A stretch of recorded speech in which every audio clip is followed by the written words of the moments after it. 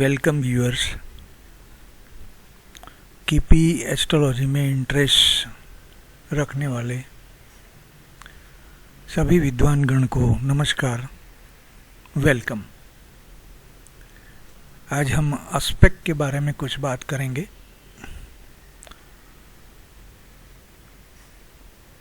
Aspect कैसे दिखना है, कैसे काउंट करना है without help of any software. हाँ, इतनी हेल्प ज़रूर ली जा सकती है कि ये जो चार्ट हमारी नज़र के सामने है, ये हमें सॉफ्टवेयर की हेल्प से लेना है, लेकिन एक नज़र से अपने आप एस्पेक्ट को कैसे गिनती करना है और अप्लाई करना है और प्रैक्टिकल में इसे यूज़ करना है। जब हमें दशा, भुक्ति और अंतरा की फिक्सिंग करने की ज़रूरत पड़ जाती है, कोई इंसिडेंट या कोई इवेंट कौन सी दशा, कौन सी भुक्ति, कौन सी अंतरा में घटित हो सकती है, ये जानकारी पाने के लिए, प्रिडिक्शन तक पहुंचने के लिए जब ज़रूरत पड़ जाती है, तब इन एस्पेक्ट का हमें ध्यान रखना होता है। तो पहले तो ये जो उदाहरण के तौर पर ग्रहों की पोजीशन लिखी है और ग्रह के पास में डिग्री लिखी है, कितनी डिग्री का ये ग्रह है।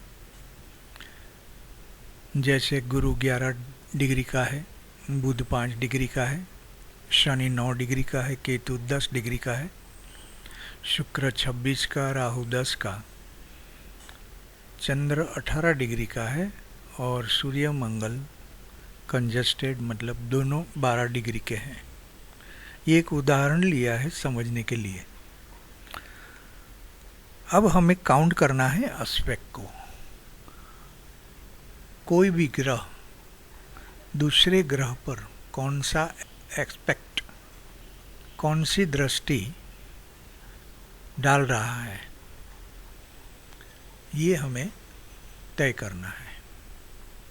अभी इसमें याद रखना है हमें second, fourth, fifth and 7 position, खाली 4 पोजीशन हमें काउंट करनी है, वो भी अप्रोक्सीमेटली। और हम जानते हैं कि सेकंड पोजीशन अच्छी है, फिफ्थ पोजीशन अच्छी है, और फोर्थ एंड 7th ये बुरा रिजल्ट, बुरा इम्पैक्ट देती है, नेगेटिव। सेकंड है ये 30 डिग्री एस्पेक्ट है, फोर्थ है ये 90 डिग्री एस्पेक्ट है, फिफ्थ पोजीशन है ये 120 डिग्री एस्पेक्ट है जो सबसे अच्छी मानी जाती है, और 7th एस्पेक्ट 180 डिग्री का आमने सामने वाला होता है। ये दृष्टि सबसे बुरी मानी जाती है। केपी एस्ट्रोलॉजी में ये वेस्टर्न एस्पेक्ट्स का यूज़ किया जाता है और इनके रिजल्ट ज़रूर मिलते हैं, ये प्रैक्टिकल में भी देखा गया है। अब हमें स्टार्ट करना है एस्पेक्ट देखने का। तो सबसे पहले हम स्टार्ट करते हैं प्रैक्टिकली। सबसे पहले केतु की बारी आती है। हम स्टार्ट करेंगे केतु, उसके बाद शुक्र, केतु, शुक्र, सूर्य, चंद्र, मंगल, राहु, ऐसे करके स्टार्ट करेंगे। सबसे पहले केतु के बारे में सोचते हैं। अब ये नॉर्थ इंडियन स्टाइल में ऐसे एंटी क्लॉक घूमना है और साउथ इंडियन स्टाइल में क्लॉकवाइज घूमना है, ये तो सबको पता है। तो केतु से हम स्टार्ट करेंगे। तो केतु 10 डिग्री का है। अगर केतु से सेकंड हाउस में कोई ग्रह है, नहीं है, बाद में 4th हाउस में, मतलब ये 8th हाउस है, इसमें भी कोई नहीं है, 5th हाउस में भी कोई नहीं है, और 7th हाउस में मून और राहु बैठे हैं। अब हमें करना क्या है, डिग्री का जो लिबरेशन, अप्रोक्सीमेशन, जो छूट हम लेते हैं वो भी इजीली याद रहे, इसलिए हम ऐसा तय करते हैं कि सेकंड हाउस में अगर कोई एस्पेक्ट काउंट करना है तो सेकंड मतलब 2 डिग्री हम लेस या प्लस कर लेंगे, प्लस माइनस कर लेंगे। फोर्थ में अगर कोई एस्पेक्ट निकलता है तो 4 डिग्री प्लस माइनस कर लेंगे। और अगर फिफ्थ हाउस में कोई एस्पेक्ट निकलता है काउंट करने का तो फिफ्थ हाउस मतलब 5 डिग्री प्लस माइनस कर लेंगे। और लास्ट में सेवन्थ हाउस में अगर है तो 7 डिग्री प्लस माइनस कर लेंगे। ठीक है, ऐसा तय कर लेते हैं। जनरली वो हीट थियरी में जो बात बताई जाती है वही है, लेकिन ये प्रैक्टिकली इजी और इफ़ेक्टिव है, इसलिए याद रखने में भी इजी रहेगी और इफ़ेक्ट में और प्रेडिक्शन लेने में भी कोई गलती नहीं आएगी, ऐसा हमारा मानना है। अब यहाँ 7 केतु से 7th हाउस में मून और राहु है। केतु 10 डिग्री का है, इसलिए 7th हाउस की बात है, इसलिए 7 डिग्री इधर उधर, मतलब 7th हाउस में कोई ग्रह 10 प्लस माइनस 7 मतलब 3 डिग्री से लेकर 17 डिग्री, 3 डिग्री से लेकर 17 डिग्री में जो प्लैनेट्स आते हैं ये इस एस्पेक्ट में गिनती में आएंगे। अब राहु को तो हम लेंगे नहीं क्योंकि ये तो नोड्स ही होते हैं, तो खाली मून की बात करते हैं। तो ये मून अपने एस्पेक्ट में आएगा या नहीं आएगा ये हमें तय करना है। तो हमें काउंट किया 3 to 17 और मून की डिग्री है 18, तो अभी मून इनके एस्पेक्ट में नहीं आएगा। ठीक है, तो यहाँ क्रॉस कर देते हैं, कोई एस्पेक्ट नहीं लेते हैं हम। इसके बाद बारी आती है शुक्र की, वीनस। अभी वीनस से स्टार्ट करते हैं। वीनस से हम सेकंड हाउस में जाएंगे तो सेकंड हाउस के लिए 2 डिग्री लेस प्लस, ये 26 डिग्री का प्लेनेट है, प्लस माइनस 2 करेंगे तो 24 डिग्री टू 28 डिग्री वाला कोई भी प्लेनेट 30 डिग्री एस्पेक्ट में आ जाएगा, जो सेकंड हाउस में कोई प्लेनेट नहीं है। अब आते हैं फोर्थ हाउस में। तो fourth house counted from Venus is this, Jupiter mercury वाला। इसमें फोर्थ हाउस की बात चल रही है, इसलिए 4 डिग्री लेस या प्लस माइनस करेंगे तो ये वीनस 26 डिग्री का है, तो इसमें से 4 कम कीजिए तो 22 आएगा, और 26 में 4 डिग्री ऐड कर दीजिए तो 30 आएगा। तो इसलिए 22 डिग्री से 30 डिग्री पर जो प्लेनेट आएगा ये इनके साथ एस्पेक्ट बनाता है, ऐसा कहा जाएगा। तो इसमें भी कोई प्लेनेट नहीं आएगा। अब आते हैं फिफ्थ हाउस में। फिफ्थ हाउस में आए हैं इसलिए 5 डिग्री हम लेस प्लस करेंगे। ये वीनस की जो डिग्री है इसमें 5 डिग्री लेस प्लस करेंगे तो 21 to 31 डिग्री। 31 मतलब नेक्स्ट साइन, स्टार्टिंग कहाँ से होता है 21 डिग्री से। तो ये हमारा सैटर्न तो खाली 9 डिग्री का है, इसलिए इसमें भी कोई एस्पेक्ट नहीं आएगा। तो वीनस के लिए भी कोई एस्पेक्ट गिनती में नहीं आएगा। ठीक है, इसके बाद सूर्य की बारी आई।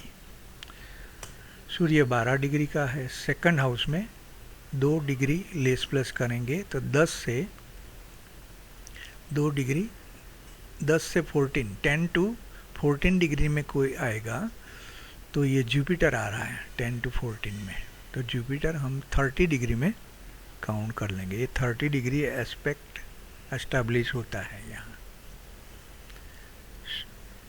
गुरु का, जुपिटर का। ठीक है, ये अच्छा माना जाता है। तो सूर्य की एक बात खत्म हुई, मर्क्यूरी तो होता नहीं है। अभी सेकंड के बाद फोर्थ हाउस में आएंगे। Fourth counted from 12th is third house, कोई नहीं है। ठीक है, उसके बाद फिफ्थ हाउस में आएंगे, मतलब ये फोर्थ हाउस में, वहाँ भी कोई प्लेनेट नहीं है। बाद में 7th हाउस में भी कोई प्लेनेट नहीं है, इसलिए सूर्य का स्टडी खत्म हुआ। उसके बाद बारी आती है केतु शुक्र सूर्य, और अभी मून की बारी आती है। तो मून के लिए सेकंड हाउस में 30 डिग्री का एस्पेक्ट कोई नहीं बना रहा है। फोर्थ में, मून से फोर्थ हाउस में सैटर्न है। सैटर्न भी 14 डिग्री टू 22 डिग्री के बीच में नहीं आता है, इसलिए मून का भी एस्पेक्ट नहीं बन रहा है।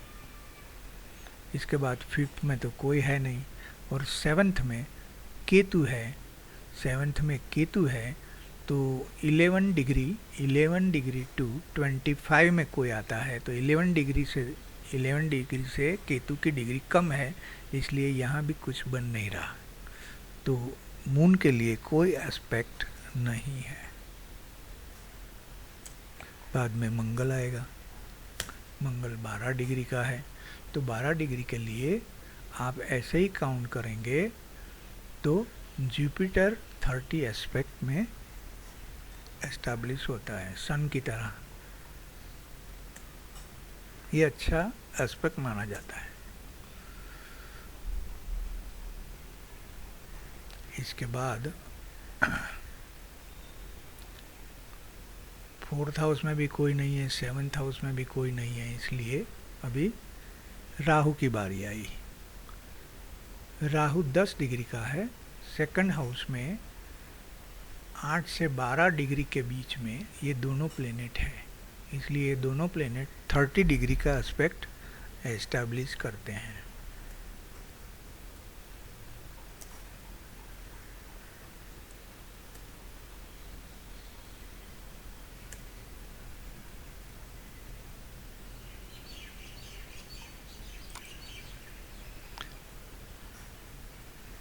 सेकंड हाउस की बात ख़त्म हुई। उसके बाद फोर्थ हाउस, तो फोर्थ हाउस में सैटर्न आता है, जो एग्जैक्ट वो स्क्वायर 90 डिग्री एस्पेक्ट करता है।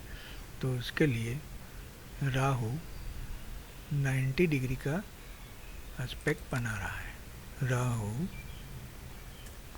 90 सैटर्न, ठीक है। इसके बाद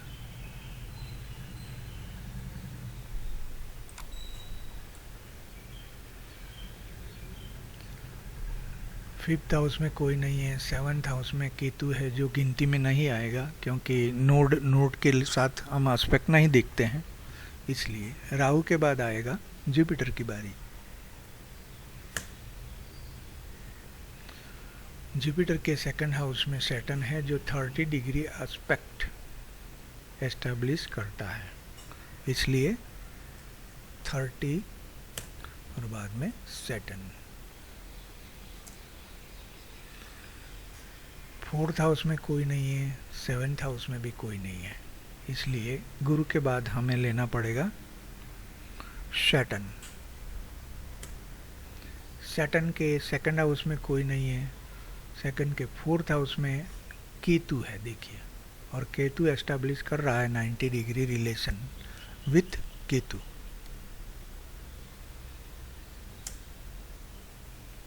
फिफ्थ हाउस में कोई नहीं है और सेवन्थ हाउस में कोई नहीं है, सैटर्न आ गया। अभी लास्ट में मर्क्यूरी की बारी आती है।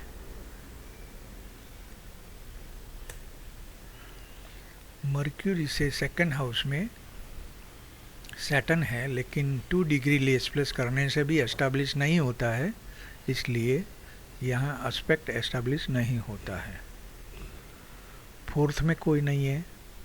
फिफ्थ में केतु है, तो मर्क्यूरी की डिग्री में 5 डिग्री लेस प्लस करने से ये डिग्री आ जाती है, इसलिए केतु के साथ ये 120 डिग्री का रिलेशन एस्टैब्लिश करता है।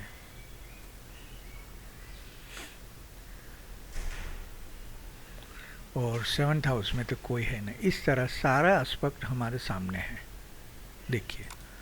अब खास बात ये ध्यान रखनी है कि कोई भी मैटर में हमें दशा, भुक्ति और अंतरा अगर फिक्स करनी है, तो ये मंगल में, उदाहरण के तौर पर मंगल में गुरु, राहु में सूर्य, सूर्य में राहु, राहु में मंगल ऐसे दशा में भुक्ति या भुक्ति में अंतरा में, ये दोनों का फिक्सिंग करने के समय इनका रिलेशन कैसा है ये ध्यान में रखना है। ये सूर्य गुरु का अच्छा है, मंगल गुरु का भी अच्छा रिलेशन है, राहु सूर्य का भी अच्छा रिलेशन है, राहु मंगल का भी अच्छा है, लेकिन राहु और शनि का बुरा रिलेशन माना जाएगा क्योंकि 90 डिग्री एस्पेक्ट है ना।